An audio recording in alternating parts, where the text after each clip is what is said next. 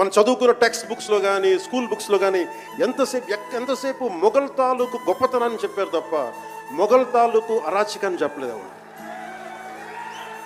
Akbar is great, Shahjahan is great, Aurangzeb is great అంటే what they had done. Vijayanagara empire గురించి మాట్లాడాల, ఇంతమంది కింగ్స్ ఉన్నారు, ఎవరి గురించి మాట్లాడాల. We always heard about Mughals greatness, but what Aurangzeb has done to our country. సొంత తమ్ముడిని చంపేసి, దారా సిక్కుని చంపి, షాజహాన్ని జైల్లో పెట్టి, నువ్వు హిందువుగా బతకాలి అంటే నువ్వు ట్యాక్స్ కట్టాలి. Can you imagine?